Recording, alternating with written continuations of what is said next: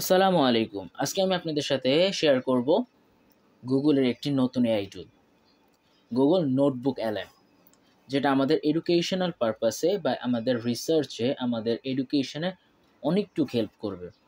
তো কথা না বাড়িয়ে চলুন আমরা দেখে নেই গুগল নোটবুক।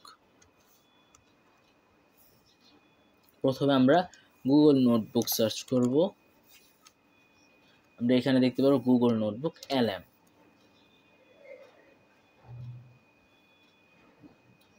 আমাদের এখানে এরকম একটি ইন্টারফেস আসবে। আমরা গুগল নোটবুক LM এ এন্টার করব।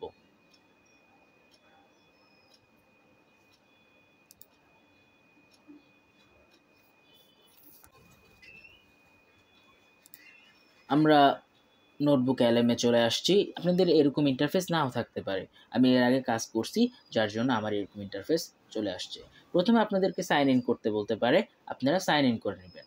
সাইন ইন করলে আপনাদের একটি ইন্টারফেস আসবে, সেখানে আপনারা এইভাবে ক্রিয়েট নিউ একটা অপশন পাবেন। যখন আমি ক্রিয়েট নিউতে ট্যাপ করব, তখন আমাকে এরকম ইন্টারফেস দেখাবে। এখানে আমাকে বলছে সোর্স অ্যাড করতে। আমরা এখানে নানান ধরনের কাজ করতে পারবো। আমরা এখানে মিটিংয়ের ট্রান্সক্রিপ্ট বানাইতে পারবো, ডকুমেন্ট বানাইতে পারবো, তারপরে ভিডিওর সামারি নিতে পারবো, রিসার্চের নোট বানাইতে পারবো, এরকম আরও অনেক কিছুই করতে পারবো। তার সাথে সাথে আমরা এখানে গুগল ডক্সকে শেয়ার করতে পারবো, গুগল স্লাইডসকে শেয়ার করতে পারবো, নানান ওয়েবসাইটকে শেয়ার করতে পারবো, ইউটিউবের লিঙ্ককে শেয়ার করতে পারবো। তো যদি আমি একটি ইউটিউব লিঙ্ক নিয়ে আসি, তাহলে জিনিসটা বেটার হবে।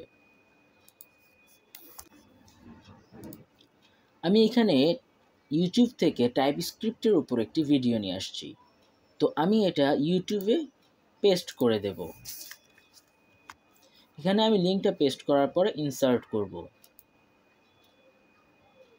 তারা আমার সোর্সকে খুঁজবে। আমার সোর্স দেওয়ার পরে এখানে কিন্তু একটি সামারি চলে আসছে।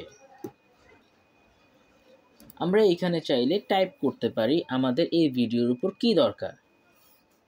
আমরা যদি এখানে কোনো কিছুর ইউজেস কোশ্চেন করি, বা আমি যদি সামারি আবার চাই, যে গিভ মি সামারি,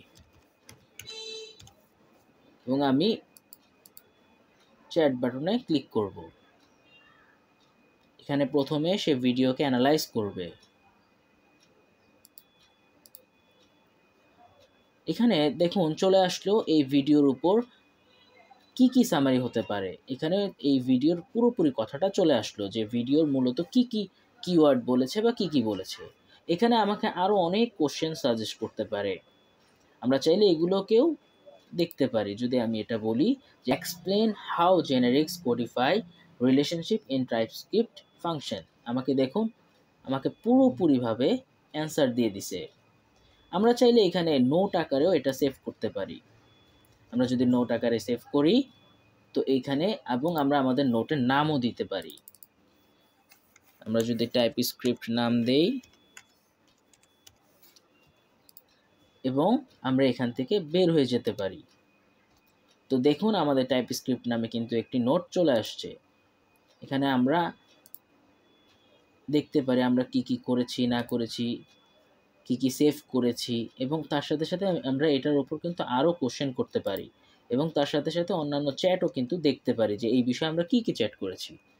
তো আশা করি আপনারা এটাকে ইউজ করবেন এবং এখান থেকে ভালো একটি ফিডব্যাক নেওয়ার চেষ্টা করবেন। তো আসসালামু আলাইকুম, আবার নতুন একটি ভিডিওর মাধ্যমে দেখা হবে।